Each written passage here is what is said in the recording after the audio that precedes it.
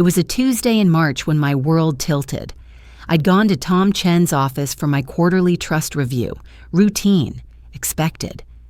I'd been doing these reviews for 5 years, since Robert died. Tom was my financial advisor, had been for 15 years. He knew the trust inside and out. My husband had set it up to take care of me, to make sure the grandchildren could go to college without debt. $680,000. That's what Robert left us. Tom's office was cold that morning, the air conditioning running too high even though it was barely 50 degrees outside. He didn't make eye contact right away when I walked in. That should have been my first clue. Margaret. He gestured to the chair across from his desk. Family photos behind him, his wife, 2 teenagers. I'd met them at a holiday party years ago. Thanks for coming in. I sat down, set my purse on the floor. How are the kids? Sophomore year treating them well? He smiled, but it didn't reach his eyes. They're good, growing up too fast. He pulled a folder from his desk drawer. Thick. Too thick for a routine review. Margaret, I need to show you something. There are some discrepancies in the trust account. The word hung in the air. Discrepancies. What kind of discrepancies? Tom opened the folder, a bank statement on top. I could see numbers, but they blurred for a moment. He pushed it across the desk toward me. The trust balance. It's not what it should be. I looked down at the paper. The trust account number at the top. I recognized it. Robert had made me memorize it years ago. Just in case, he'd said. The balance line was highlighted in yellow. $43,000. I stared at that number. 43,000, not 680,000, not even close. That can't be right. My voice sounded far away. There must be a mistake, a decimal point, something. Tom's face told me it wasn't a mistake. Margaret, I've been going through the records. Over the past 6 years, there have been 47 wire transfers out of the trust account, all authorized by Karen. Karen, my daughter, the executor. My hands felt cold. The paper trembled slightly as I held it. What do you mean, authorized by Karen? She has signature authority as executor. These transfers went to various accounts, mostly her personal checking account, some to business accounts in her name. The amounts escalated over time, started with $5,000 here, $10,000 there. The most recent was $85,000, 3 months ago. I couldn't process it. $680,000, gone. My daughter had taken it. How long have you known about this? The words came out sharper than I intended. I noticed the first irregularity 6 weeks ago. I wanted to verify everything before I said anything. Margaret, I'm so sorry. I should have caught this sooner. He looked genuinely distressed. The paperwork all had her signature as executor. I had no reason to question it until I ran the year-end reconciliation and saw the balance drop. I set the statement down on his desk. My hands were shaking now. I pressed them flat against my thighs. She's been stealing from me. Yes. Tom's voice was quiet. I believe so. The office felt smaller suddenly, the air conditioning louder. I could hear the hum of it, the click of the thermostat. Outside Tom's window, a woman walked by with a dog. Normal Tuesday morning, normal world. Except mine had just tilted off its axis. What do I do? Tom leaned forward. You need to speak with an attorney. Elder law, specifically. Someone who handles executor abuse cases. This is serious, Margaret. This is breach of fiduciary duty. It's illegal. I thought about Karen, my daughter. I'd given birth to her 47 years ago, watched her grow up, paid for her education, $85,000 for business school, helped with her down payment when she bought her first house, $50,000, supported her through her divorce, $35,000 in legal fees, the grandchildren's private school, $40,000 over 3 years, all of that before the trust. All of that because she was my daughter and I wanted to help. And now this. Does she know you found out? No, I wanted to talk to you first.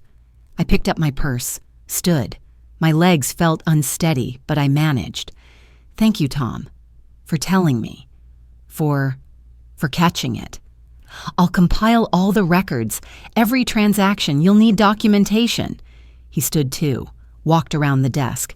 Margaret, I know this is your daughter. I know that makes it harder, but you need to protect yourself. I nodded. Couldn't trust my voice right then.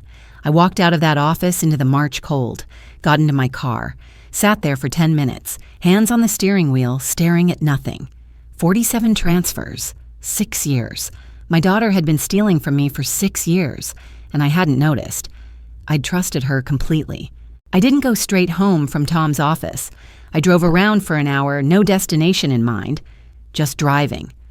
The split-level house in suburban Connecticut felt too empty to face right then. It had been empty for 5 years since Robert died, but that day it felt different, lonelier. When I finally pulled into the driveway, Helen Porter was in her front yard next door, working in her garden. Helen and I had been neighbors for 12 years, book club co-founders. She knew when something was wrong just by looking at me. Margaret, she straightened up, trowel in hand. You okay?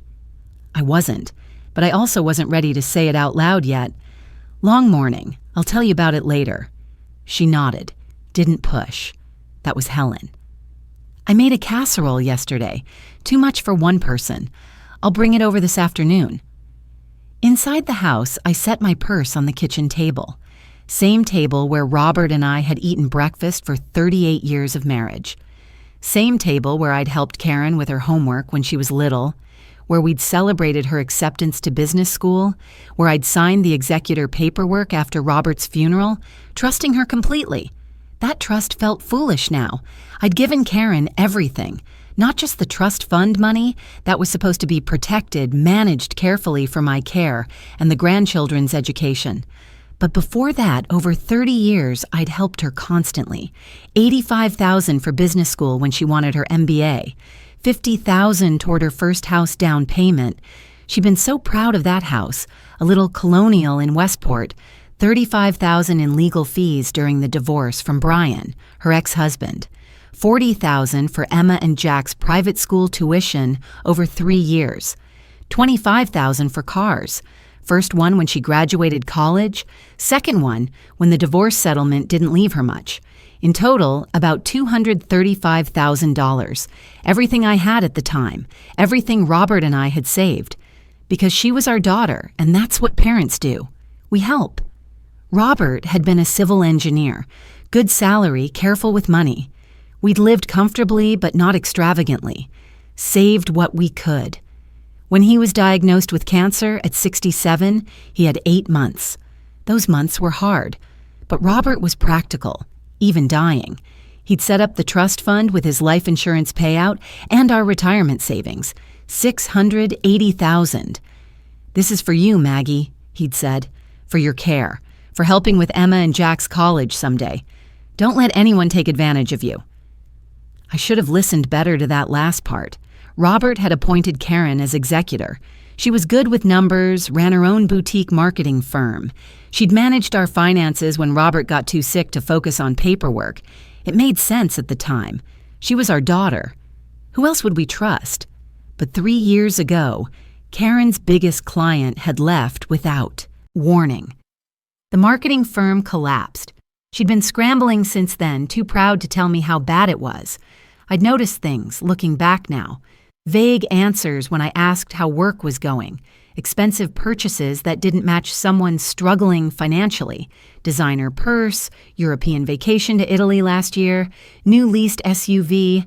At the time, I'd thought maybe she'd landed a good contract. Maybe things had turned around. I'd ignored the red flags because I didn't want to see them. 6 months ago, Karen had asked if she could borrow some paperwork from my house. Old tax returns, financial documents, said she needed them for her accountant. I'd given her the filing cabinet key, told her to take whatever she needed. That's probably when she'd taken the trust documents, reviewed them, realized how much money was there. The phone rang. I looked at the caller ID. Karen. I let it go to voicemail. Emma and Jack, my grandchildren. Emma was 14 now, Jack 11. Sweet kids. Karen brought them by every few weeks, Sunday dinners, holiday visits. Emma was applying to high schools this year, talking about Stanford someday. Jack loved science, entered every school fair. The trust was supposed to help with their college. Robert had wanted that specifically. So they don't start their adult lives in debt, he'd said. Now there was $43,000 left, not enough for 1 year at Stanford, not enough for anything. I sat at the kitchen table with the bank statement Tom had given me, read through it again. 47 wire transfers, dates going back 6 years, 3 months after Robert died. The amounts had been small at first, $5,000, then $8,000, slowly escalating. The most recent, $85,000 3 months ago, was the largest single transfer. She'd gotten bolder as time went on, or more desperate. My flaw had always been avoiding conflict. Robert used to joke about it. Maggie keeps the peace at all costs. I'd rather smooth things over than confront, rather trust than question. That tendency had served me well as a school librarian for 32 years. Kids responded to patients, to giving them the benefit of the doubt. But with Karen, that tendency had cost me everything. The doorbell rang. Helen with the casserole. I opened the door. She took one look at my face. What happened? I let her in. Told her everything. Helen sat across from me at the kitchen table, hands wrapped around a coffee mug I'd poured for her. She didn't interrupt, just listened. When I finished, she was quiet for a long moment. "What are you going to do?" she finally asked. "I don't know. Tom said I need an attorney, elder law, someone who handles executor abuse." "Are you going to call one?" "I think I have to." Saying it out loud made it real. "I can't just let this go." Helen nodded. "No, you can't." She reached across the table, squeezed my hand. "I know she's your daughter, but this is theft, Margaret. You need to protect yourself. Protect what's left." After Helen left, I sat alone in the quiet house. Thought about Karen as a little girl, braiding her hair for school pictures, teaching her to ride a bike, the pride on her face when she opened her business, the joy when Emma was born, then Jack. When had she changed? Or had I just stopped seeing clearly? I pulled out the old photo albums from the living room cabinet, found our wedding photo, Robert and me, young and hopeful. Karen had been our flower girl, 5 years old, holding a basket of roses. She'd taken her job so seriously that day. That little girl had grown into a woman who stole from her own mother. I closed the album, picked up my phone, started searching for elder law attorneys in Connecticut. It was time to stop avoiding conflict. The phone kept ringing. Karen called 3 more times that afternoon, left voicemails. "Mom, just checking in, haven't heard from you. Call me back?" I didn't call back. Instead, I went through every piece of paperwork Karen had borrowed 6 months ago. She'd returned most of it, tax returns, old mortgage documents, insurance papers. But I noticed something was missing, the original trust documents, the ones Robert and I had signed with the attorney. I'd kept them in a manila folder clearly labeled, "Gone." I searched the filing cabinet, the closet where I kept old financial records. Nothing. She'd kept them. Why would she keep them unless she didn't want me to have them? That night, I couldn't sleep. Kept thinking about the numbers. 680,000 down to 43,000. 47 transfers over 6 years. I got up at 2 a.m, made coffee, sat at the kitchen table, started going through the bank statement Tom had given me more carefully. The first transfer was dated July 15th, 6 years ago, $5,000. 3 months after Robert died, 3 months after Karen became executor. The notation said administrative expense. Administrative expense. I'd never questioned it. Never thought to question it. I grabbed my laptop, logged into my email, searched for anything from Karen around that time. Found one. July 10th, 6 years ago. Subject line, trust paperwork. I opened it. "Mom, I need to take care of some administrative costs associated with managing the trust. Nothing major, just filing fees and accounting costs.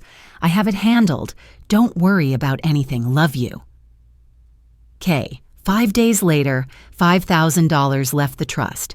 My hands were shaking. I kept searching. Found another email, August 20th, 6 years ago.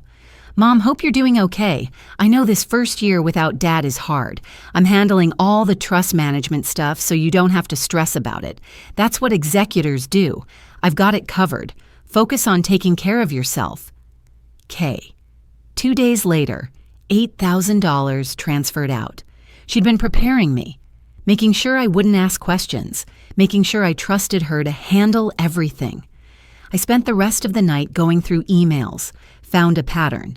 Before every major transfer, Karen would send me an email, casual, loving, just checking in.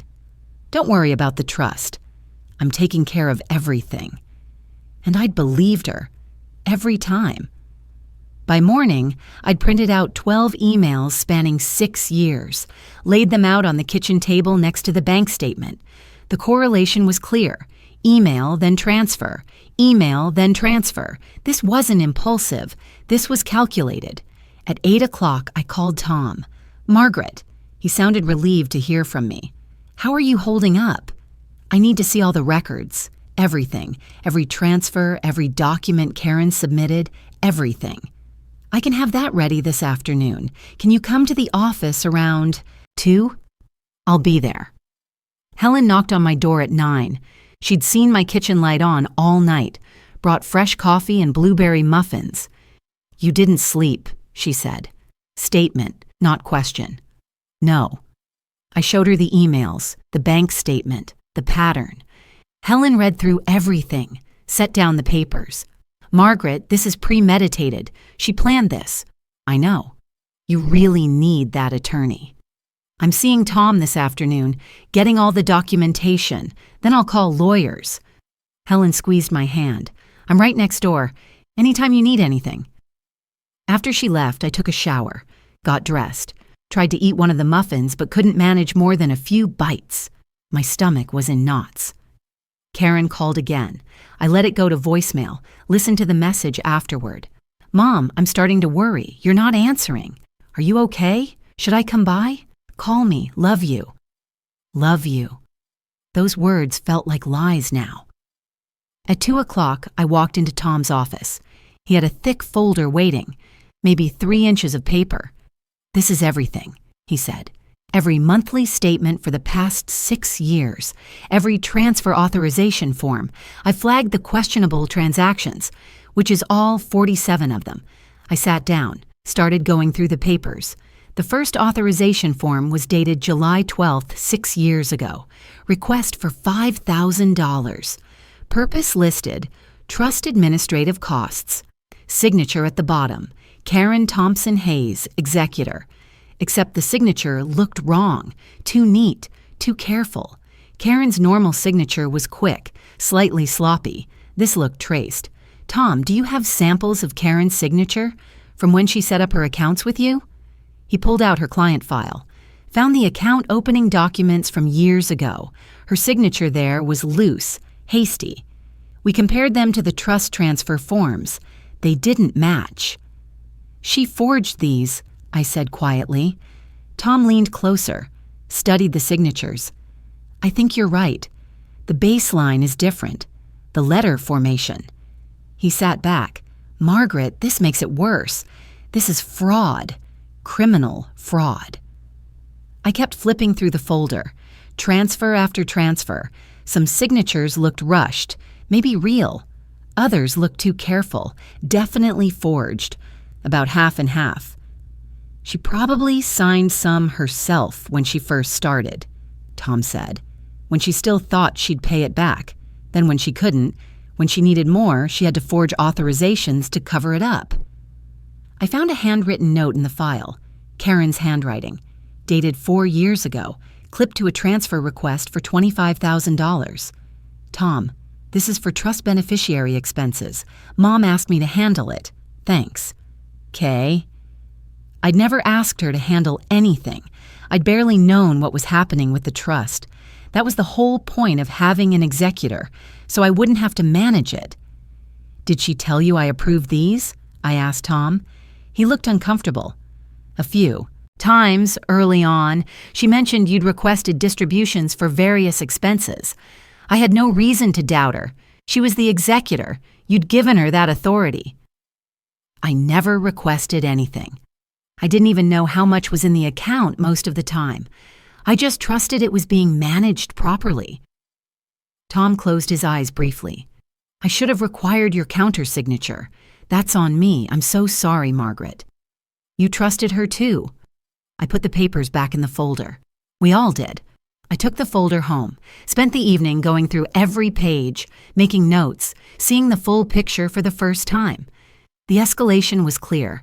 5,000 6 years ago, 8,000, 10,000, 15,000. By 3 years ago, when her business was collapsing, the amounts jumped. 25,000, 40,000, 60,000. The most recent, 85,000 3 months ago, was the largest. She'd been desperate, taking more and more, probably hoping she could replace it somehow, hoping I'd never find out, but I had found out. I pulled out my phone, searched for elder law attorneys again, found one with good reviews, Susan Chen, specialized in executor abuse and elder financial exploitation. I called, left a message. My name is Margaret Thompson. My daughter is the executor of my trust fund. She's stolen over $600,000. I need help. An hour later, Susan's office called back. They could see me Thursday morning, 2 days away. That night, Karen called again. This time, I answered. Mom, thank God I've been trying to reach you for 2 days. What's going on? Her voice sounded normal, concerned, loving even. I sat at the kitchen table, the folder of evidence in front of me. I've been busy. Busy with what? Are you okay? I'm fine. You don't sound fine. Did something happen? I wanted to scream at her, wanted to ask her how she could do this, how she could steal from her own mother, from her children's future, but I didn't. Instead, I said, I had my quarterly trust review with Tom. Silence on the other end, just for a second. Then, oh, how did that go? Interesting. The balance is lower than I expected. Another pause, shorter. Well, there have been some administrative expenses, management fees, normal stuff. I can walk you through it if you want. That would be helpful. Sure. I can come by this weekend. Sunday? I'll bring the kids. We can have lunch and I'll explain everything. Okay. Great. Love you, Mom. Bye, Karen. I hung up. She was going to come here and lie to my face, explain away $637,000 in administrative expenses. Act like everything was normal. I looked down at the folder. 47 transfers. 47 times my daughter had stolen from me. There was no explaining this away. Thursday morning. Susan Chen's law office was in downtown Hartford, 4th floor of a brick building near the courthouse. Professional? Understated. The receptionist offered me coffee. I accepted, even though I'd already had 3 cups at home. Susan met me in the conference room. Mid-50s, sharp suit, kind eyes. She shook my hand firmly. Mrs. Thompson, thank you for coming in. I understand this involves your daughter. Yes. I set the folder Tom had given me on the table. She's the executor of my trust. She's taken over $600,000. Susan opened the folder, started going through the documents, didn't speak for several minutes, just read, flipped pages, made occasional notes on a legal pad. Finally, she looked up. This is textbook breach of fiduciary duty. Your daughter had a legal obligation to manage this trust in your best interest. Instead, she used it as her personal bank account. Hearing someone else say it, someone who didn't know Karen, who could see it objectively, made it more real. Can I get the money back? I asked. That's what we're going to fight for. First, I need to understand the full scope. You mentioned 47 transfers. Do you know where the money went? I pulled out the notes I'd made. Most went to her personal checking account, some to business accounts in her name, her marketing firm. One large transfer, $40,000, went to Emma and Jack's private school. That was 2 years ago. Her children, your grandchildren. Yes, Susan wrote that down. Were you aware she was using trust funds for their tuition? No, she told me she was covering it herself. I'd helped with tuition before the trust existed, but after Robert died, I assumed she was handling it. So she used your money to pay their tuition and took credit for it. I hadn't thought of it that way. But yes, that's exactly what she'd done. Susan flipped through more pages, stopped on one. These signatures, some look different from others. Tom noticed that too, my financial advisor. We compared them to Karen's real signature. About half are forged. Do you have samples of her actual signature? I pulled out the copies Tom had made, account opening documents, the old trust paperwork from when Robert first set it up, with Karen's signature as named executor. Susan studied them, set them side by side with the transfer authorizations. These are definitely forged. See how the pressure is uneven? The letter spacing too precise? Someone was tracing or copying. The authentic signatures are looser, more natural flow. She took photos of the documents with her phone. I'm going to send these to a handwriting analyst I work with. We'll need an expert opinion for court, but I can already tell you this is fraud, not just civil breach of trust, criminal fraud. The word criminal hit me hard. My daughter could face criminal charges. Susan must have seen my face. Mrs. Thompson, Margaret, I know this is difficult, but you need to understand the severity. Your daughter didn't just make a mistake. She systematically stole from you over 6 years. She forged legal documents. This isn't a family disagreement. This is elder financial abuse. What happens now? We have several options. We can pursue civil litigation, sue her for the full amount plus damages.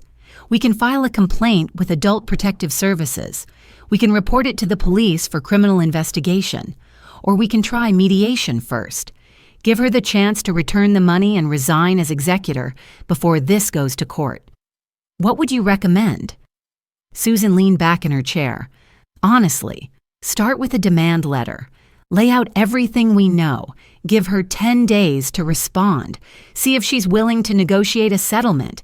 If she refuses or tries to hide assets, we escalate. File with the court to have her removed as executor immediately. Pursue full restitution, and if necessary, criminal charges. My stomach churned, but I nodded. Okay, the demand letter. I'll draft it today. You'll review it before we send. But Margaret, I need you to prepare yourself. Karen is going to fight this. She's going to make excuses. She may try to manipulate you emotionally. She might turn other family members against you. This will get ugly. I know. And you're sure you want to proceed? Because once we send this letter, there's no going back. Your relationship with your daughter will change permanently. I thought about that. Thought about Sunday dinners, holidays, the grandchildren, all of it gone. But then I thought about Robert, what he'd wanted, the legacy he'd left, the trust he'd put in me to protect it. I'm sure, I said. Susan nodded. Then let's build your case. Tell me everything. Start from when your husband died. I spent 2 hours in that conference room, told Susan about Robert's death, the trust setup, Karen's appointment as executor, the early years when everything seemed fine, the emails before each transfer, the business collapse 3 years ago, the escalating amounts. Susan took notes the entire time, asked questions. Did she ever account for the withdrawals? Provide documentation of where the money went?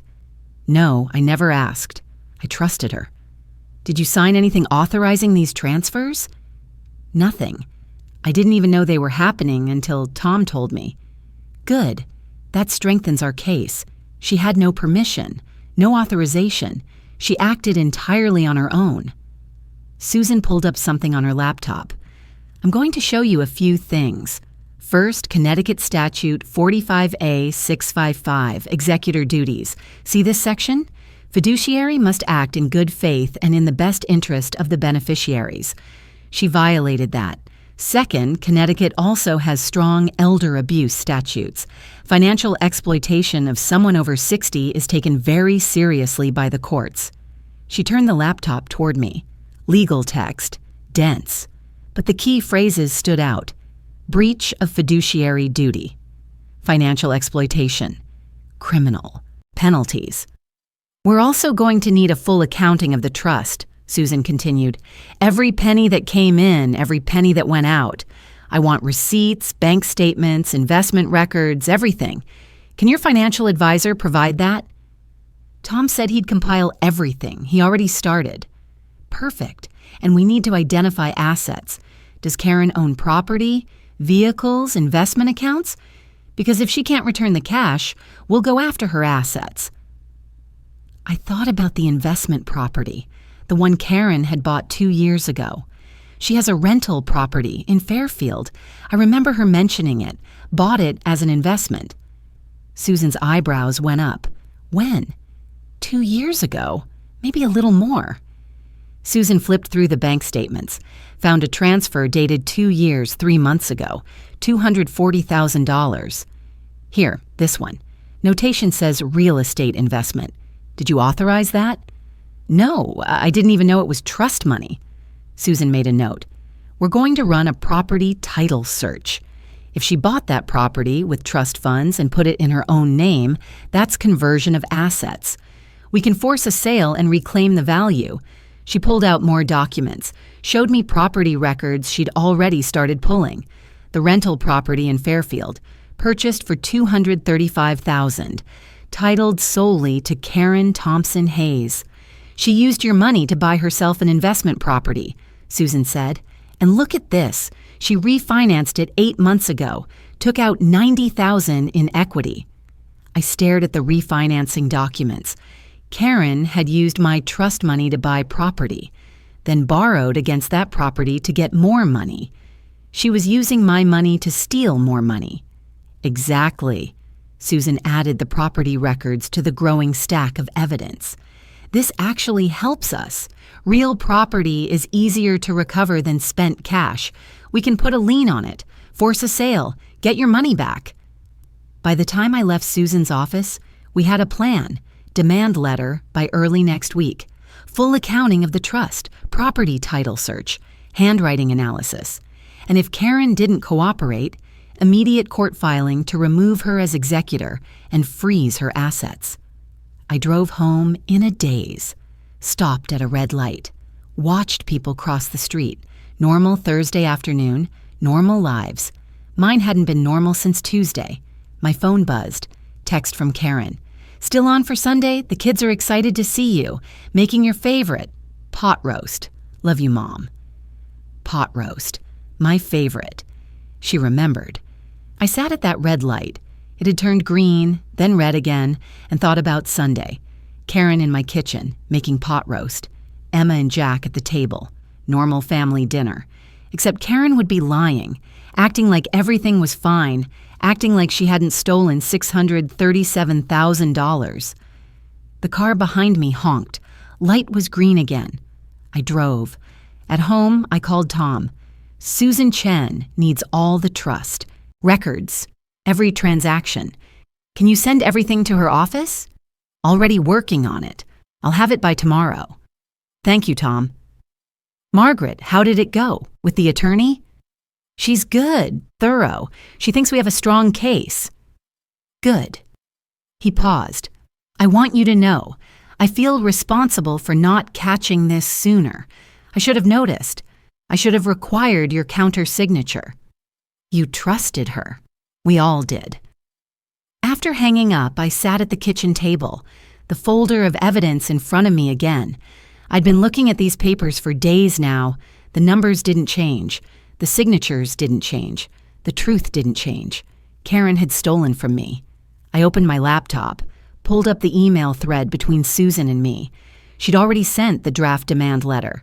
Subject, Estate of Robert Thompson Trust. Demand for accounting and restitution. I read through it.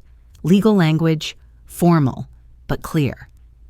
It has come to our attention that you, Karen Thompson Hayes, in your capacity as executor of the estate of Robert Thompson Trust, have engaged in unauthorized withdrawals totaling approximately $637,000 over a period of 6 years. These withdrawals constitute breach of fiduciary duty and financial exploitation under Connecticut law. We hereby demand 1. Full accounting of all trust transactions.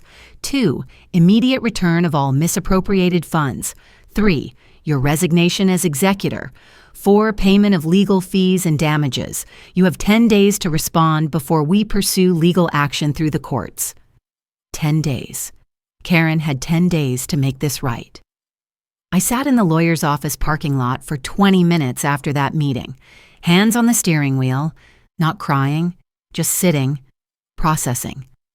43 years I'd been Karen's mother. I'd watched her first steps, taught her to read, celebrated every milestone, and now I was sending her a legal demand letter. But what choice did I have? I looked at the papers spread in my lap, the bank statements, the forged signatures, the property records, all of it proof, undeniable proof. I didn't recognize her anymore. Friday night. Helen came over with takeout from the Chinese place we both liked. Sesame chicken and fried rice. We ate at the kitchen table, that table where everything seemed to happen now. "Have you decided about Sunday?" she asked. I'd been thinking about it all day. Karen's text, pot roast, the kids, normal family dinner while pretending nothing was wrong. "I'm going to cancel," I said. "I can't sit there and pretend, not with what I know." Helen nodded. "That's probably wise." After she left, I went upstairs to Robert's old office.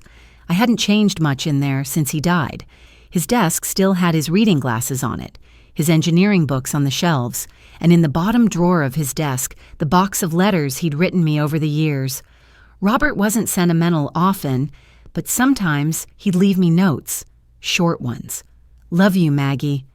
Thanks for the great dinner." Tucked in my purse or on my pillow.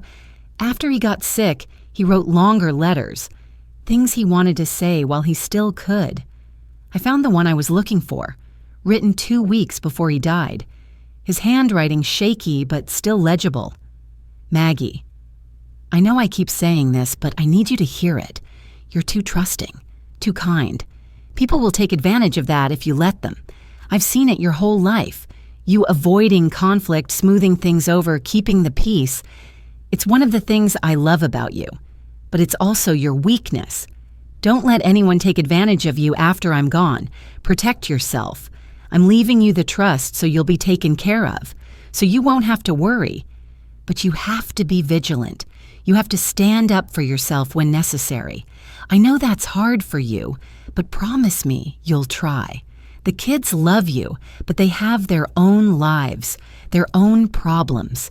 Don't let anyone, not even them, take advantage of your kindness. You matter, Maggie. Your security matters. Your future matters. Protect it.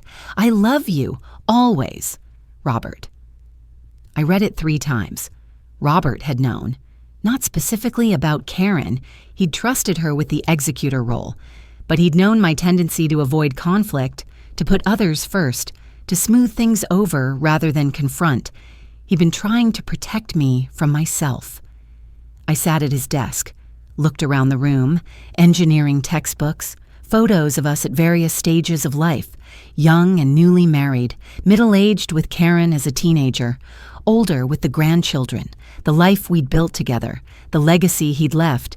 Karen had stolen from that legacy, not just the money, but the trust, the intention behind it. Robert's final gift to me, to his grandchildren.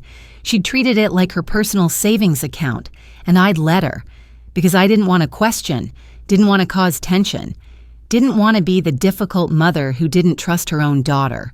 But trust had to be earned, and Karen had proven she didn't deserve mine. I thought about Emma and Jack, the grandchildren. Robert's hope that the trust would give them a debt-free start to adulthood. Stanford for Emma, whatever Jack chose for himself.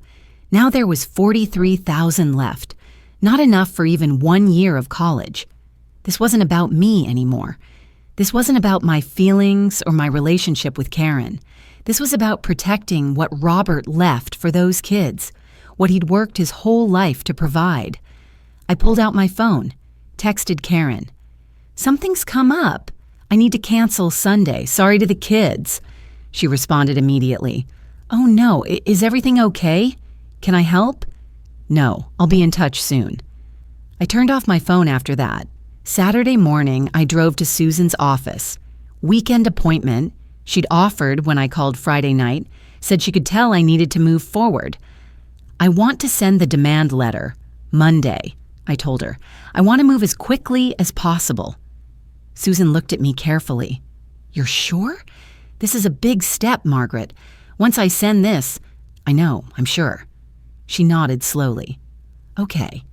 Then we also need to talk about next steps, protecting your interests while we wait for her response. What does that mean?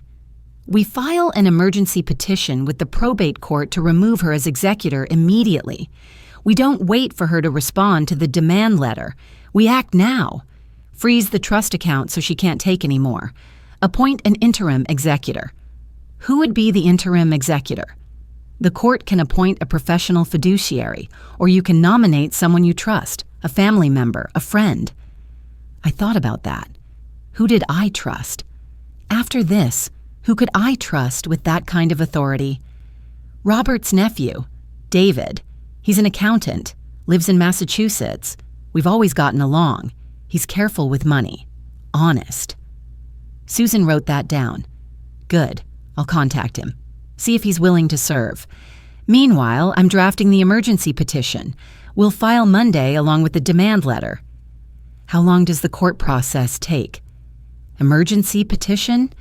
We can usually get a hearing within 2 weeks. Given the evidence, the unauthorized transfers, the forged signatures, the judge will likely grant it. Karen will be removed as executor. The trust will be frozen, and we'll start the process of getting your money back. I felt something shift inside me. Not relief exactly, but purpose, clarity. There's one more thing I want to do, I said. I want to update my own will.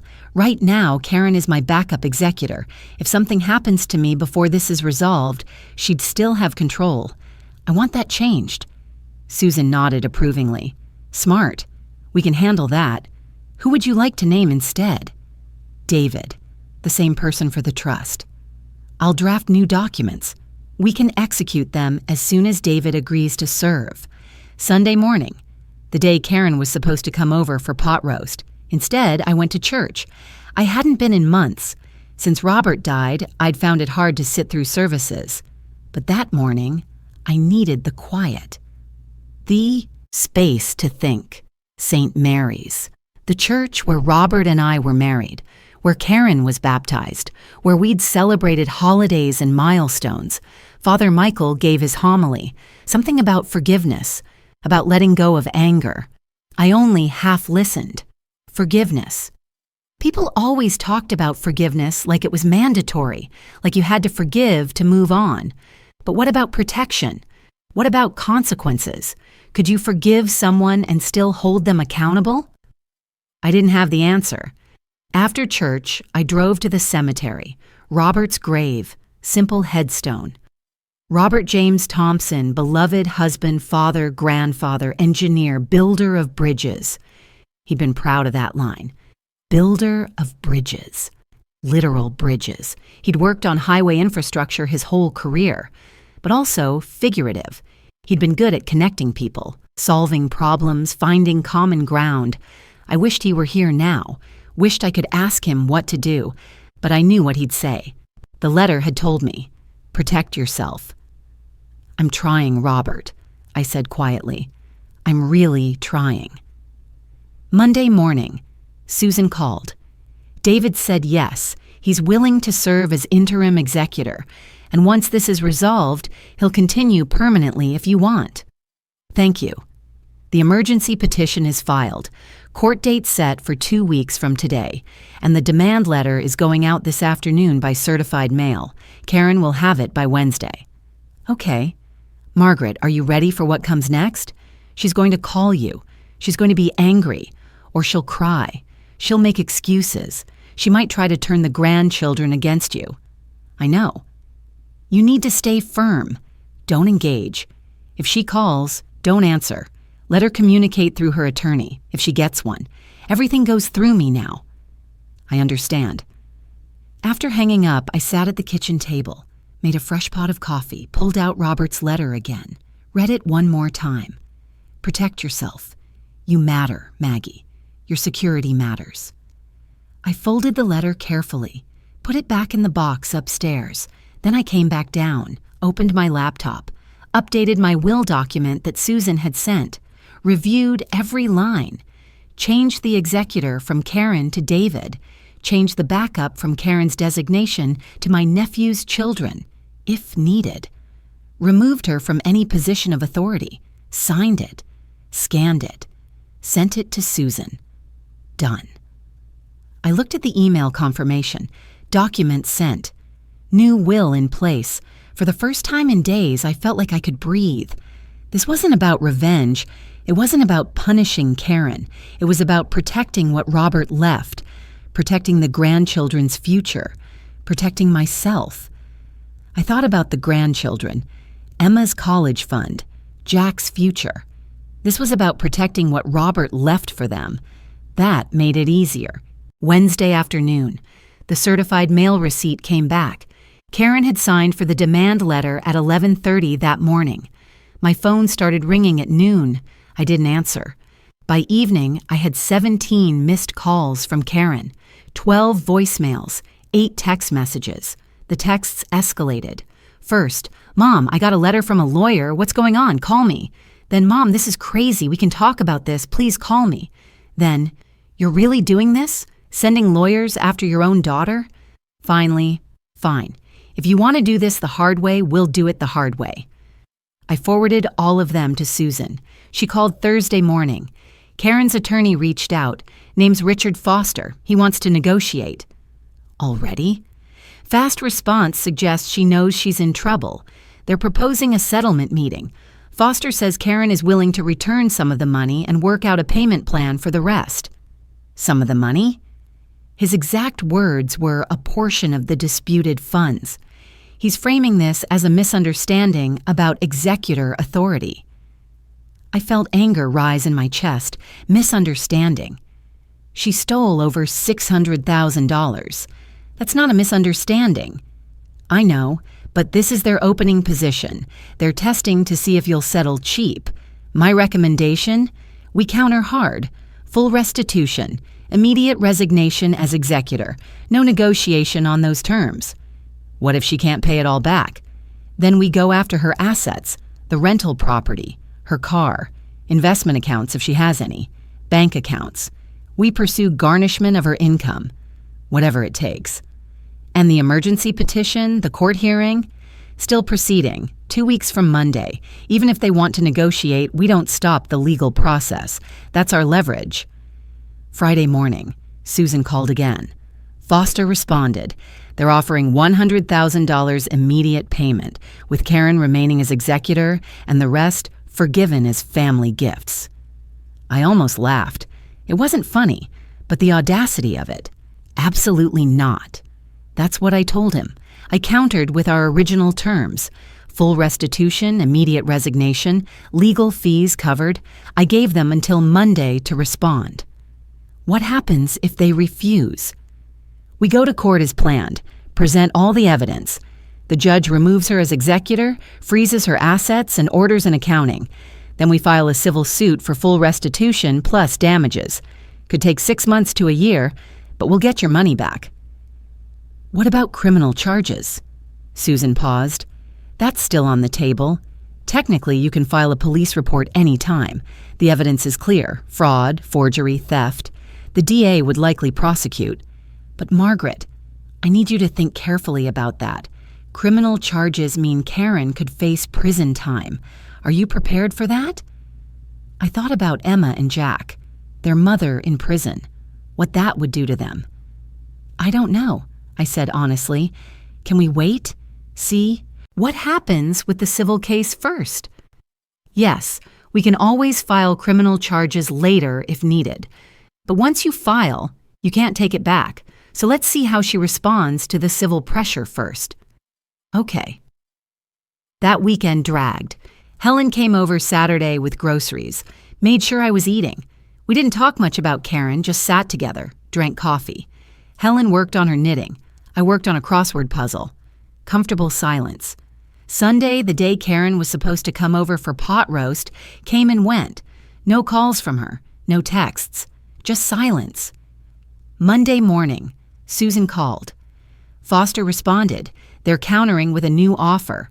Karen will return the rental property, transfer the deed to you or sell it and give you the proceeds. That's approximately $240,000. She'll set up a payment plan for another $160,000 over 5 years, but she wants to remain as executor.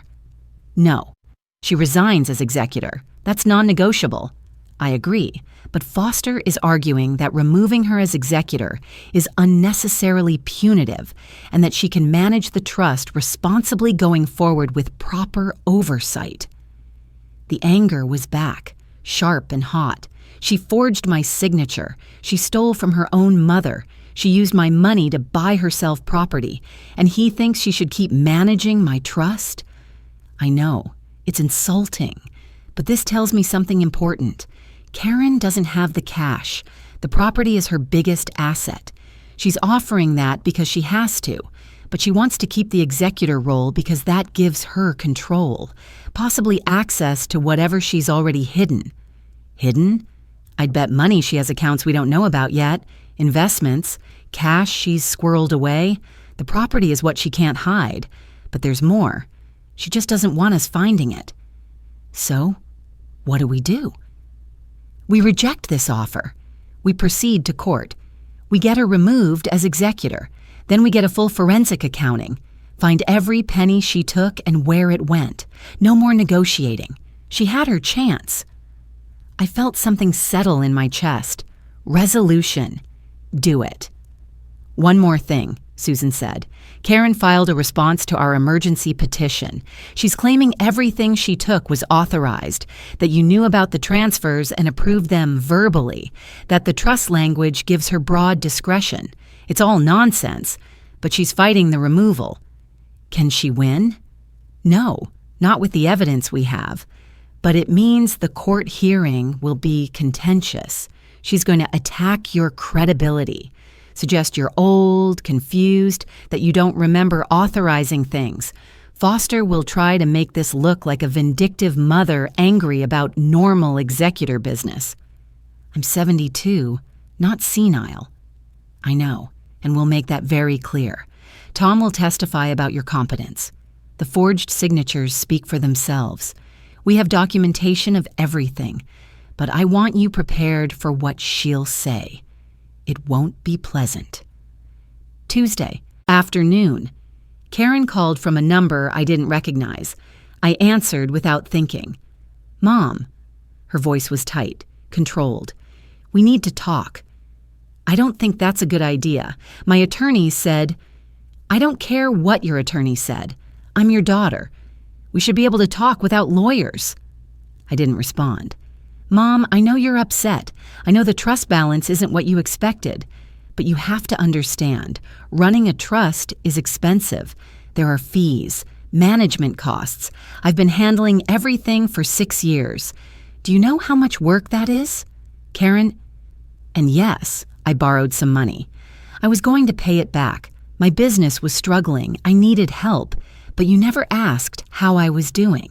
You never offered to help. So I took what I needed from the trust. It's family money, Mom. Dad would have wanted me to use it if I was in trouble. The manipulation was so smooth, so practiced. Your father set that trust up for my care and for Emma and Jack's education, not for your failed business. Silence. Then, is that what your lawyer told you to say? Karen, you forged my signature on legal documents. That's fraud. I did not. I've seen the documents. Compared to your real signature, they don't match. Another silence. Longer. Look, maybe I got sloppy with a few signatures. I was managing so much paperwork, but that doesn't change the fact that you authorized the transfers. You told me to handle things. You said you trusted me. I trusted you to manage the trust properly, not to steal from it. Her voice changed, harder. You know what?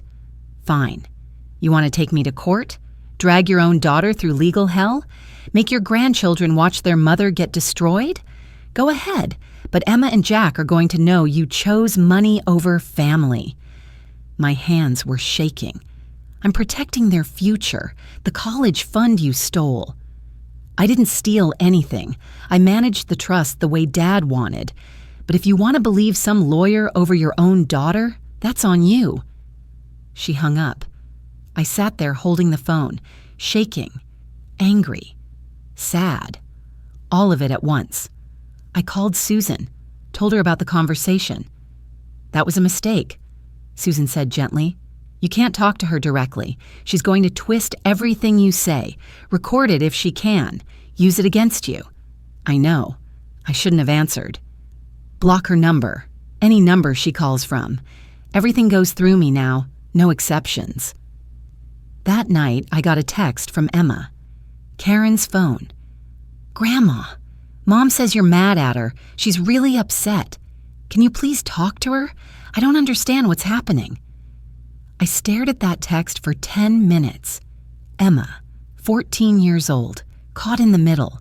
I wanted to explain, wanted to tell her the truth, that her mother had stolen, that I was trying to protect her college fund, but I couldn't. Not yet. Not like this. I texted back, Sweetie, this is between your mom and me. Adult stuff. I love you very much. Please don't worry. Give. Jack a hug for me. No response. I blocked Karen's number, all the numbers she'd called from. Wednesday, 1 week until the court hearing. Susan emailed with an update. Her team had hired a CPA, Stephen Wu, to do a forensic accounting of the trust. He'd trace the money, where it went, what Karen spent it on. The findings came in a 30-page report. I read through it at my kitchen table, coffee going cold beside me, the rental property, $240,000. Her personal spending over 6 years, $180,000.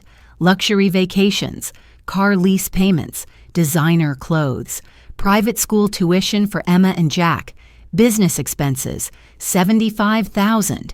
Trying to keep the marketing firm afloat, unaccounted for, $142,000. Gone. Either spent cash or hidden somewhere. Total taken, $637,000.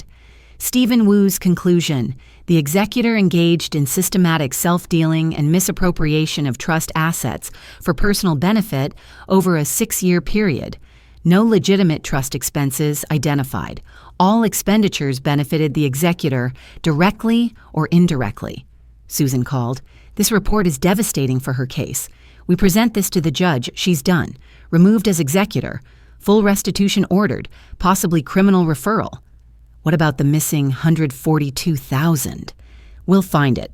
Bank account subpoenas. Asset searches. She's hidden it somewhere.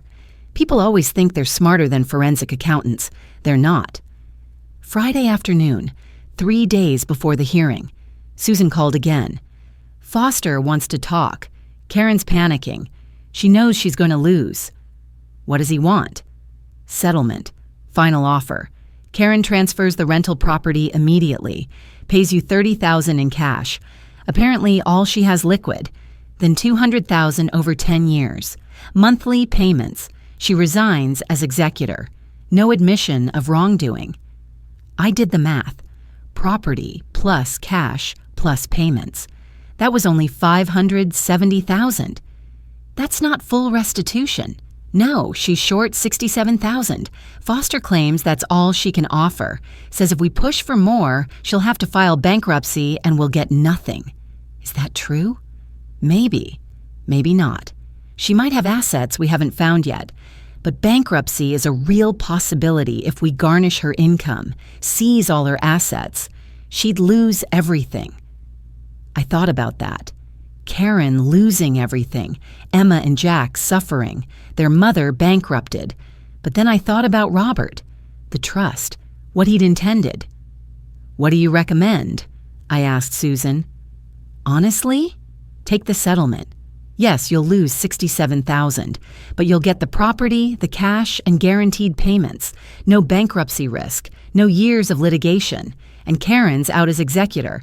David takes over. You're protected going forward. And the criminal charges?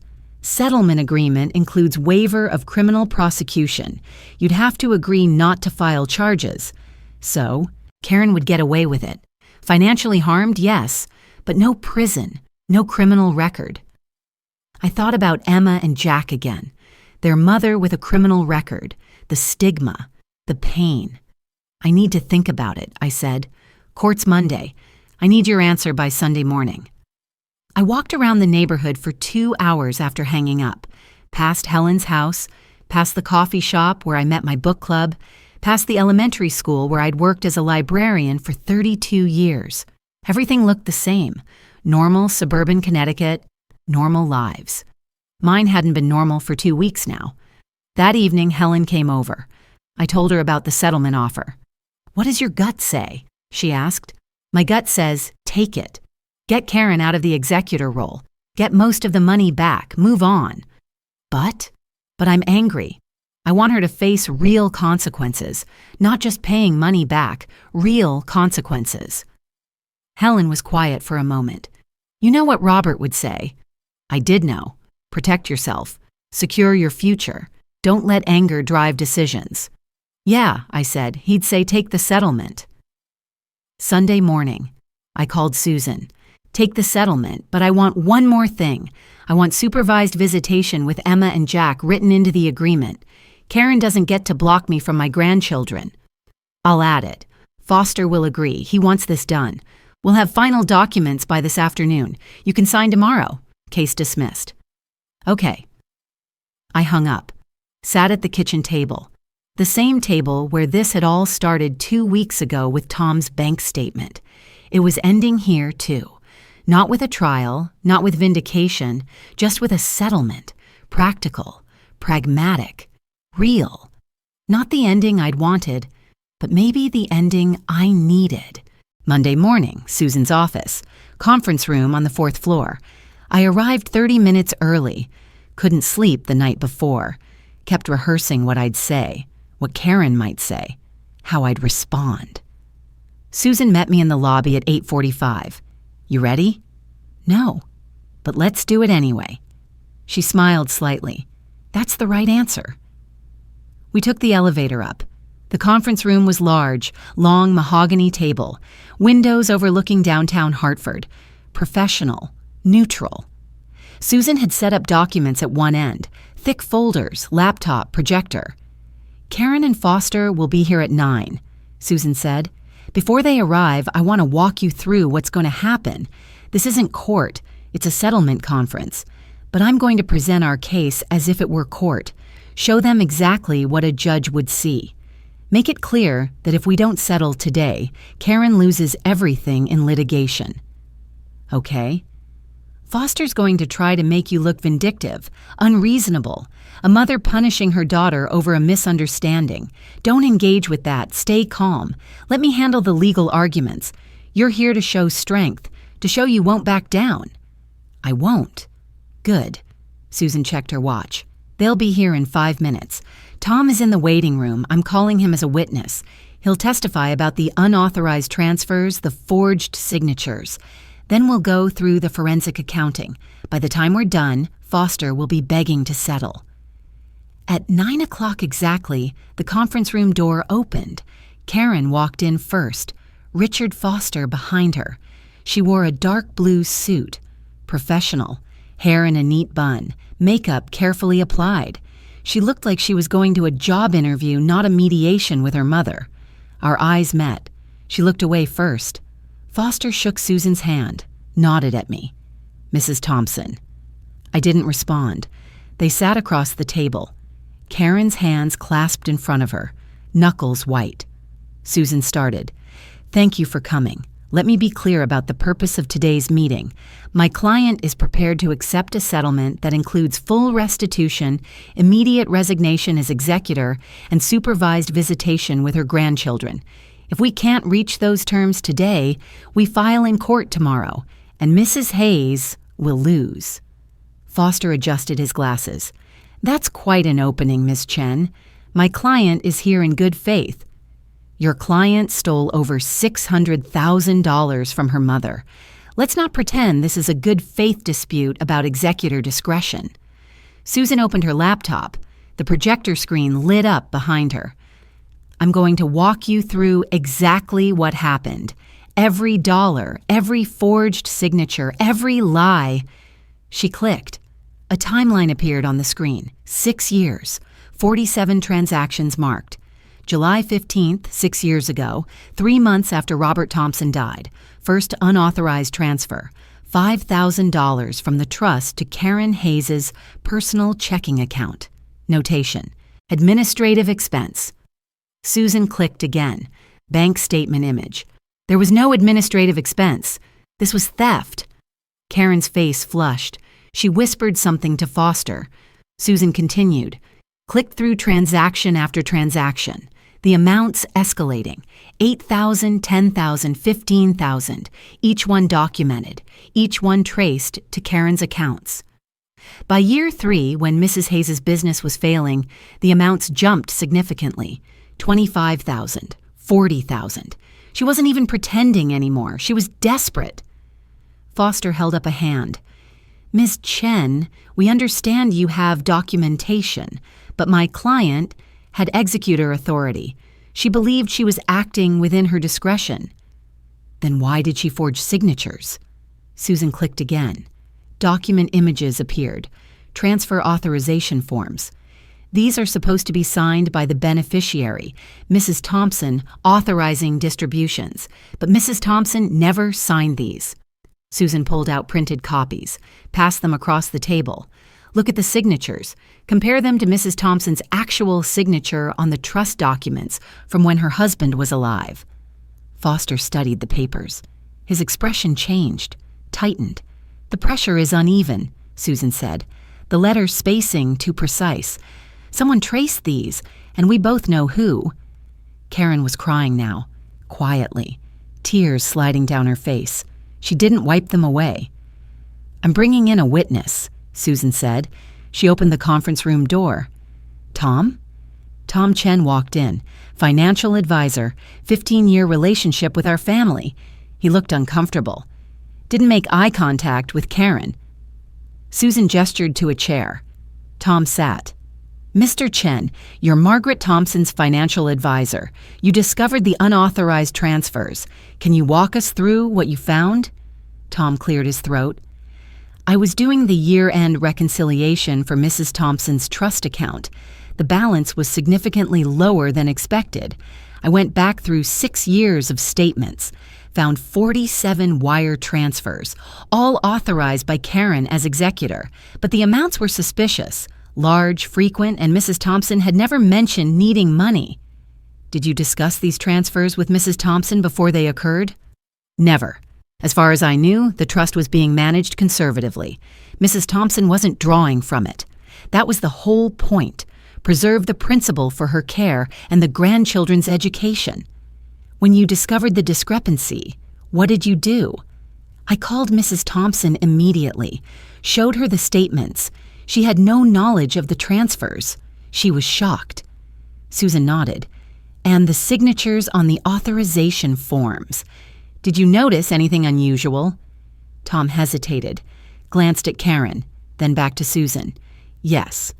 Some of them didn't look like Mrs. Thompson's natural signature. Too careful, too neat.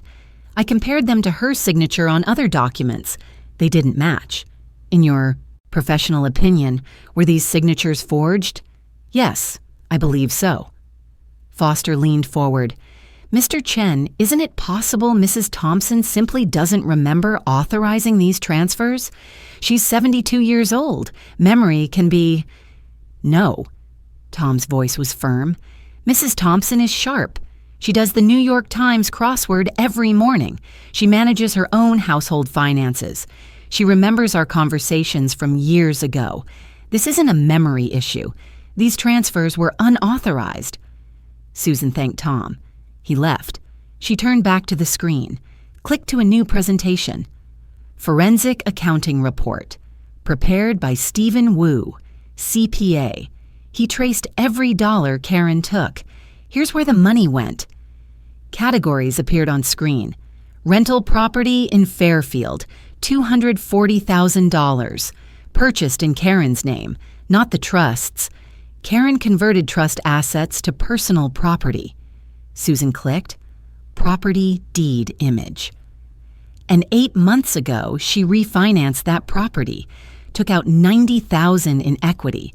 She used Mrs. Thompson's money to buy property, then borrowed against that property to get more money. Karen's crying intensified, her shoulders shaking. Personal expenses over 6 years, $180,000. Susan clicked through receipts. Luxury vacation to Italy, $15,000. Designer handbags, $8,000.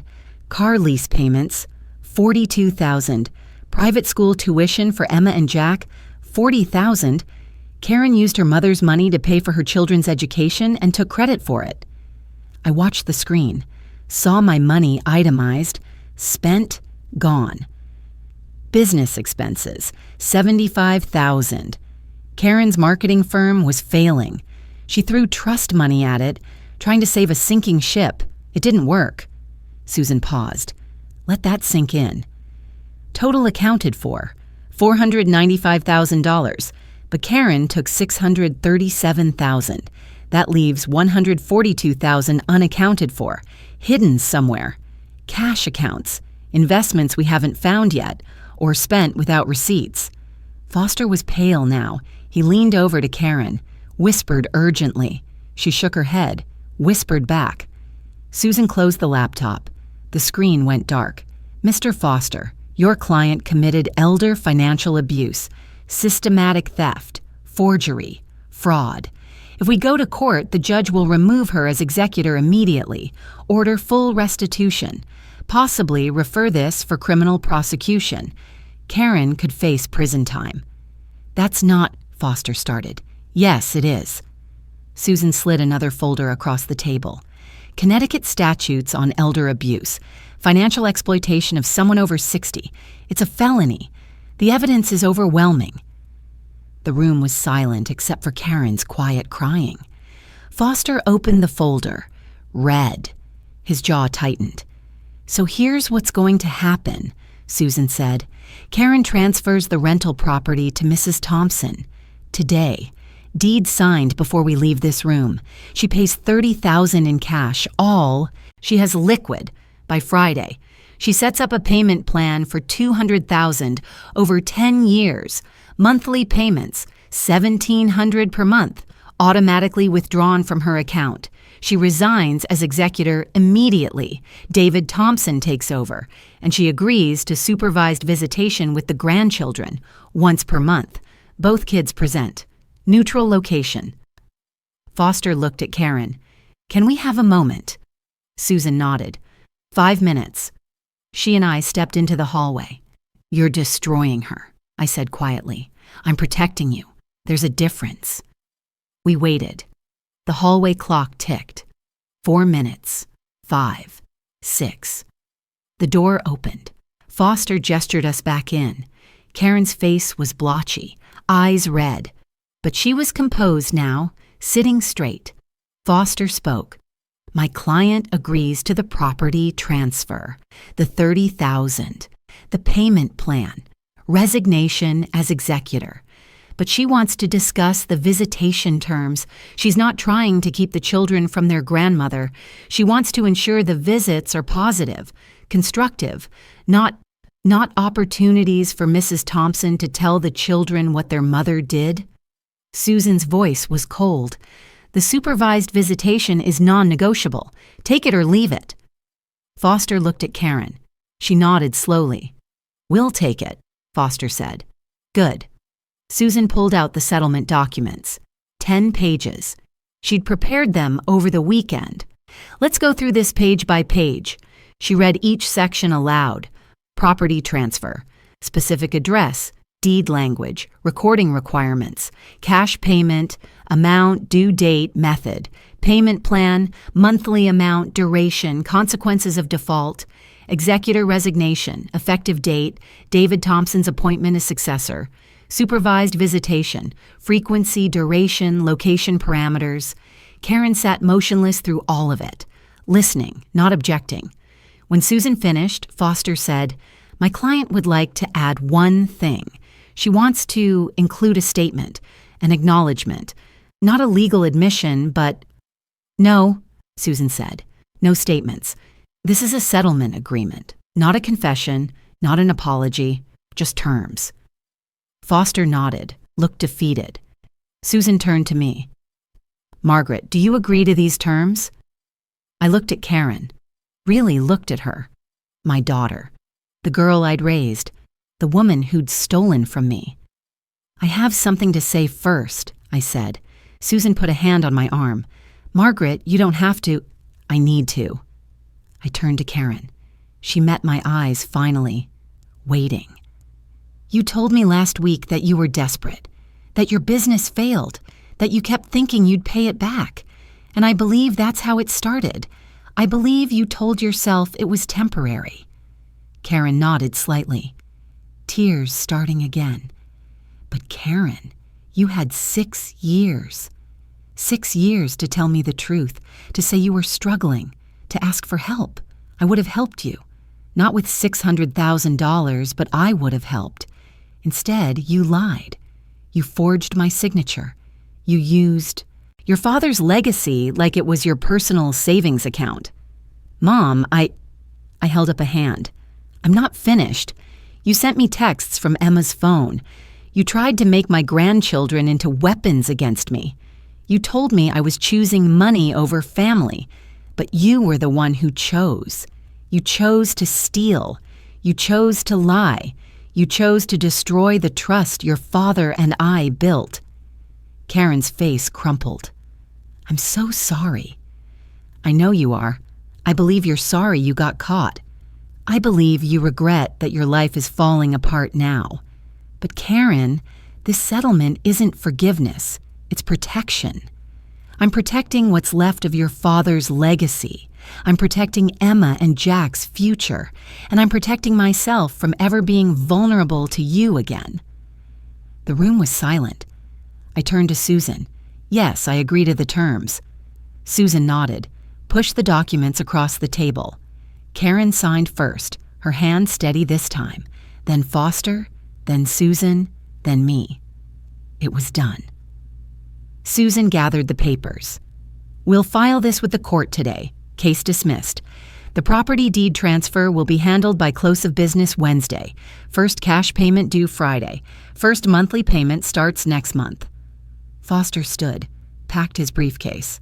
"Thank you, Miss Chen, Mrs. Thompson." Karen stood slowly, looked at me one more time. "Mom, the settlement covers everything we need to say," I said quietly. She nodded, turned, walked out. I watched her go. The door closed behind her. Susan put a hand on my shoulder. "You did well. That wasn't easy." "No, it wasn't." We packed up. Documents, laptop, evidence folders. Susan would file everything this afternoon. The legal case was over. I drove home. Same route, same streets. Everything looked exactly the same. But I felt different, not triumphant. Susan had been right about that. I thought maybe I'd feel vindicated, justified, victorious. But I didn't. When the mediator, Susan, really, had read the final terms, I didn't feel triumphant, just tired. Relieved that it was over, but mostly tired. I pulled into my driveway, sat there for a minute, hands on the steering wheel. Helen was in her front yard, working in her garden. She saw me, set down her trowel, walked over. She didn't ask how it went, just opened my car door. "Come on, I made soup." We sat in her kitchen, ate soup. She didn't say anything. She didn't have to. After a while, I said, "It's done." Helen nodded. "Good." Karen signed everything. Property transfer, payment plan, visitation agreement. She's out as executor. "That's good, Margaret." "I don't feel good." Helen reached across the table, squeezed my hand. "You will, not today, maybe not tomorrow, but eventually." I hoped she was right. Wednesday afternoon, the property deed arrived by courier. Fairfield rental property, now titled to me, Margaret Ann Thompson. Susan had handled everything, recording, transfer taxes, title search. It was done. I sat at the kitchen table looking at the document. $240,000 of my money now returned as real estate. A 2-bedroom rental Karen had bought with trust funds. Tenants currently living there, lease through December. Susan had suggested I keep it as an investment, steady rental income, or sell it, put the cash back in the trust. My decision. I'd decide later. Right now, I just needed to process that I had something back. Friday morning, the $30,000 hit my account. Tom called to confirm. "It's there," he said. "Verified, and the payment plan starts next month, $1,700 on the 15th. Thank you, Tom, for everything, for finding this, for testifying. I should have caught it sooner. I'm sorry I didn't. You caught it eventually. That's what matters." After hanging up, I called Susan. "The deed is here, the cash posted. It's really happening." "Yes, Karen's following through. That's a good sign. Means she understands the consequences if she doesn't. What happens if she misses a payment?" "The settlement agreement has a default clause. One missed payment, we can go back to court, demand the full balance immediately, plus penalties. I don't think she'll miss. Neither do I. She's scared. Appropriately so." That afternoon, David Thompson called, my nephew, Robert's brother's son, the new executor. "Aunt Margaret, I got the appointment paperwork from the court. I'm officially the trustee now." "Thank you for doing this, David. I know it's a burden." "It's not a burden. It's family. And Uncle Robert would want me to take care of you." He paused. "I've reviewed everything Susan sent. The account statements, the forensic report. I'm so sorry this happened. It's over now, or mostly over. I'll send quarterly reports, full accounting, every penny documented, no surprises. And any distributions you need, you just call me. I'll process them within 24 hours. I trust you, David. I won't let you down." After he hung up, I sat with that. Trust. That word again. I'd trusted Karen. Blindly. Completely. And look where that got me. But I couldn't stop trusting everyone. David wasn't Karen. Tom wasn't Karen. Susan wasn't Karen. Some people earned trust and kept it. Saturday morning. Helen came over with coffee and scones from the bakery downtown. "How are you doing?" she asked. "Really? I don't know. The money's coming back. The property's in my name. David's the new trustee.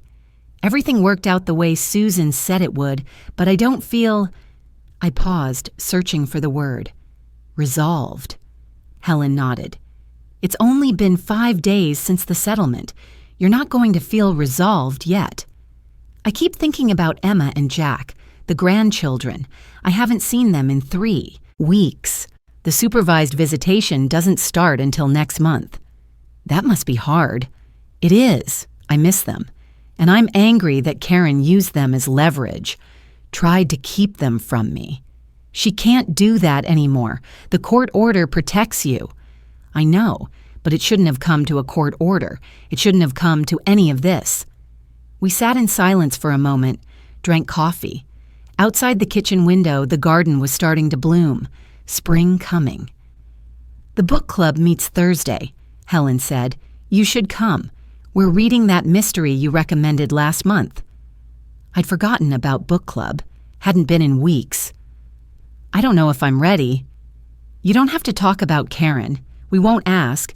We'll just argue about whether the detective was realistic and drink too much wine." I smiled slightly. "Okay, I'll come." Helen squeezed my hand. "You're going to get through this, Margaret. I promise." Monday morning, 2 weeks after the settlement, I got a letter in the mail. Karen's handwriting on the envelope. I almost threw it away without opening it, but curiosity won. Inside, a single page, handwritten. "Mom, I know you don't want to talk to me. I know the settlement says we communicate through attorneys, but I needed to write this. I need you to know I'm sorry. Not sorry I got caught, though I am, but sorry for what I did. Sorry for stealing from you. Sorry for lying. Sorry for using the kids against you. I've started therapy. Real therapy. Not just saying, I am. Dr. Martinez. Twice a week. She's helping me understand why I did what I did.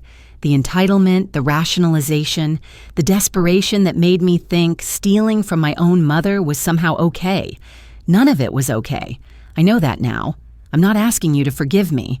I'm not asking for a relationship. I just wanted you to know that I see what I did. I understand the damage. And I'm trying to become someone different. Someone who wouldn't do this. I hope someday Emma and Jack will understand too, that I didn't lose you because you were cruel. I lost you because I was. I'm paying you back every month, $1,700. It'll take 10 years, but I'll do it. Not because the court ordered it, because I owe you. I owe you so much more than money, but money is what I can give. I hope you're okay. I hope you're sleeping better. I hope Helen is taking care of you. I'm sorry, Mom. I'm so sorry. Karen.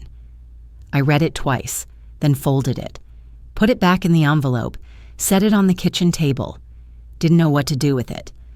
Part of me wanted to believe her, wanted to think therapy was working, that she genuinely understood, but another part remembered the 6 years of lies, the manipulation, the tears at the settlement that might have been real or might have been performance. I didn't know if I'd ever know which was true. I called Susan. Karen sent me a letter. Is that allowed? Technically, the settlement says communication through attorneys, but a letter isn't contact, and it's not threatening. If you want me to tell her not to write again, I can. No, it's okay. I just wanted to make sure I wasn't violating anything by reading it. You're fine. How did it make you feel? I don't know. Confused? Maybe a little hopeful? I don't think I should feel hopeful. You can feel however you feel, Margaret. There's no right emotion here. After hanging up, I put the letter in a drawer. Didn't throw it away, didn't respond to it, just kept it. Maybe someday I'd know what to do with it. 3 weeks after the settlement. The first supervised visitation. The Family Services Office had a room set up, neutral space, toys for younger kids, board games for older ones, a staff member present but not intrusive. Emma and Jack arrived with Karen. I arrived separately, the way the court order specified. Emma ran to me, 14 years old and still willing to hug her grandmother in front of people. Grandma Maggie! Jack was more reserved, 11, getting to that age where affection is complicated. But he smiled. Hi, Grandma. Karen stood by the door, didn't come closer. Hi, Mom. I nodded. Karen. The staff member, a woman named Lisa, said gently, Karen, you can wait in the lobby. We'll come get you in an hour. Karen looked like she wanted to say something, but she just nodded. Left. I spent the next hour with Emma and Jack. Heard about Emma's high school applications. She'd applied to the magnet school, advanced placement, everything. And I'm still thinking about Stanford for college, she said. Is that still is the college fund still?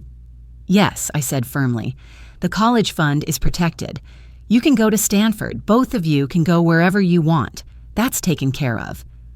Relief flooded her face. Mom said things were complicated financially. They were, but they're resolved now. Your grandfather set that money aside for your education. It's yours. Jack showed me his science fair project on his phone, photos of a volcano model. I got second place. Mom couldn't come. She had to work. I'm sorry I missed it. I would have been there if I could. I know, Grandma.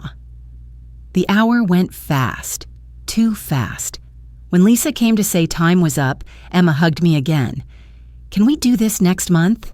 Absolutely, I'll be here. Karen was waiting in the lobby. I walked past her, didn't say anything. Outside, Helen was waiting in her car. She'd driven me. How was it?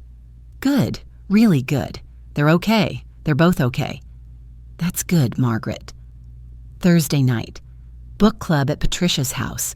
6 women, all around my age. We'd been meeting every other Thursday for 12 years. Helen had warned them not to ask about Karen. They mostly didn't. Diane asked once, "How are you holding up?" I said, "We're better," and she nodded and didn't push. We argued about the detective, whether he was too perfect. Too clever. Whether real detectives were that observant. Patricia said, "They're fictional. They're supposed to be better than real life." Diane disagreed.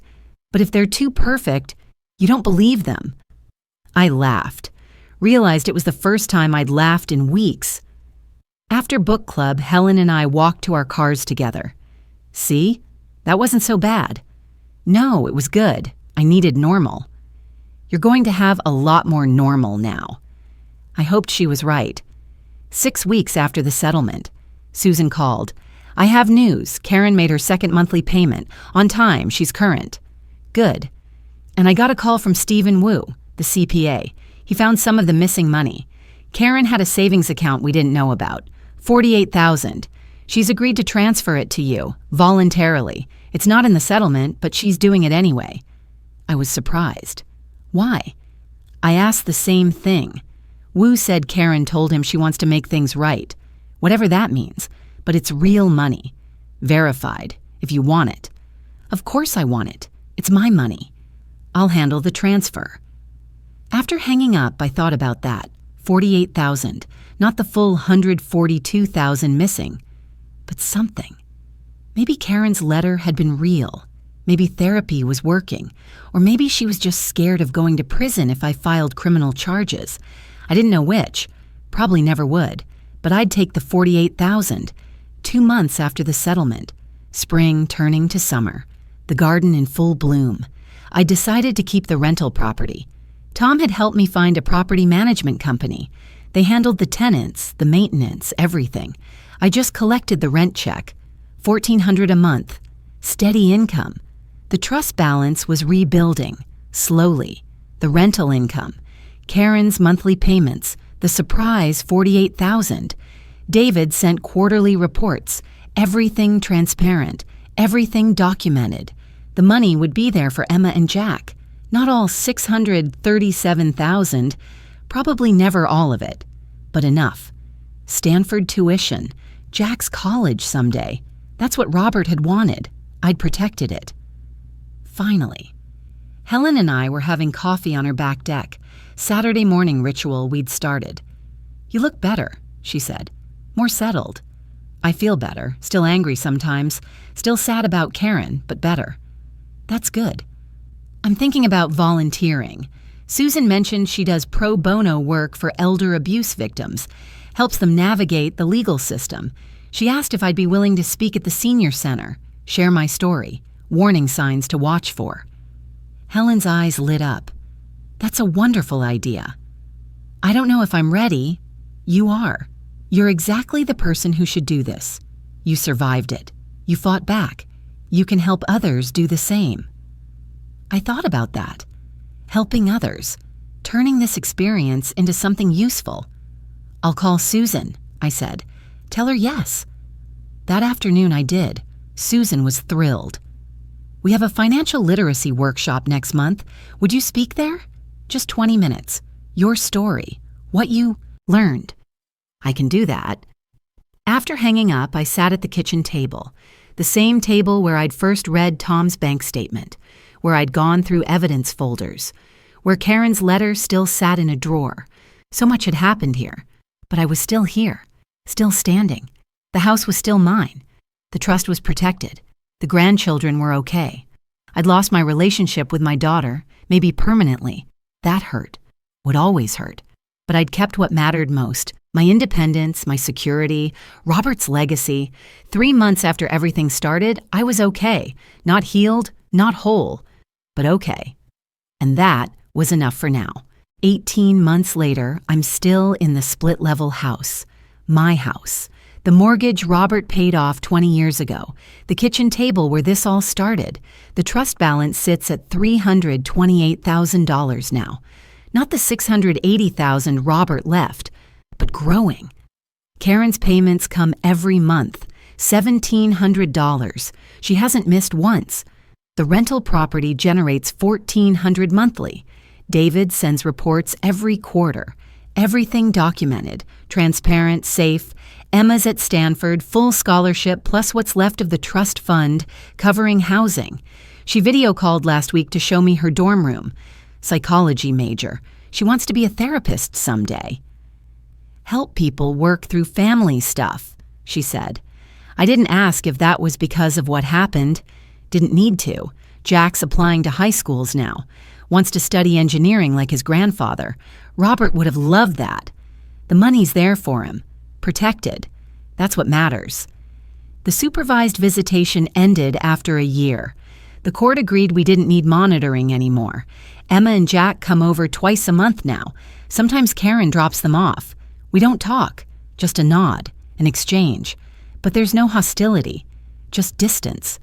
Maybe that's all there'll ever be. I don't know if I've forgiven her. Some days, I think I have. Other days, the anger comes back sharp and fresh. I still have her letter in the drawer. Haven't responded, haven't thrown it away. It just sits there. Maybe someday I'll know what to do with it. Helen and I have coffee every Saturday morning.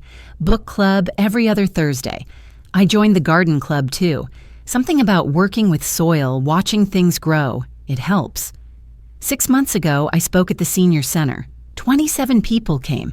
Susan had asked me to share my story, warning signs of executor abuse, what to watch for, how to protect yourself. I told them about the unsigned trust documents, the forged signatures, the ignored red flags, how I'd trusted blindly and paid for it. Afterward, 3 women asked for attorney referrals. One woman, Martha, pulled me aside. My son's been managing my accounts. I think something's wrong. Can you help? I gave her Susan's card, told her to call. She did. Turned out her son had taken $40,000, not as much as Karen took from me, but enough. Martha's case settled last month. She got most of it back. That felt good. Turning what happened to me into something useful, helping someone else avoid the worst of it. I speak at the senior center quarterly now, different groups, financial literacy workshops, estate planning seminars, always the same message. Trust, but verify. Love your children, but protect yourself. Robert would approve. I found his box of letters last month, going through the office, organizing. The letter he wrote before he died was still there. Protect yourself, Maggie. You matter. I'd failed at that. For 6 years, I'd failed. Let Karen steal. Let myself be taken advantage of. But then I'd stopped failing. I'd fought back, protected what was left. That counted for something. David called yesterday. Aunt Margaret, the trust generated $8,000 in investment income this year. Should I reinvest or distribute? Reinvest. Build it back up. Will do. You're doing great, by the way. Uncle Robert would be proud. I think he would be. Not that it came to this, but that I handled it when it did. The house is quiet now. Same as it's been for 5 years since Robert died, but it's a different kind of quiet. Not lonely, just peaceful. I have coffee at the kitchen table every morning. Do the crossword. Water the garden. Meet Helen for lunch sometimes. Book club. Garden club. The senior center talks. It's a good life. Not the one I planned. Not the one Robert planned when he set up that trust. But it's mine, and nobody's taking advantage of me again. Some days I still can't believe my own daughter did this, that she looked me in the eye over Sunday pot roast dinners while stealing hundreds of thousands of dollars, that she forged my signature, used her children against me. But she did, and I survived it. That's the thing about betrayal. You think it'll destroy you, that you'll never recover, never trust again, never feel safe. But you do recover. Slowly, piece by piece, you learn to trust differently, verify more, protect yourself better. You learn that love and accountability aren't opposites, that you can care about someone and still hold them responsible. That family doesn't mean letting people hurt you. I have a photo on the mantle, Robert and me on our wedding day, young, hopeful, building a life together. We built a good one, 38 years, 2 homes, 1 daughter, 2 grandchildren, careers we loved, enough money saved to leave something behind. Karen tried to take that legacy, tried to spend it on herself, failed businesses, luxury vacations, investment properties, but she didn't get all of it. Emma's at Stanford, Jack's got his future secured, The house is mine. The trust is protected. Robert's legacy survived. That's what matters. I'm 74 now, 2 years older than when this started. My hair's a bit grayer. I'm a bit more tired. But I'm here. I'm standing. And that counts for something.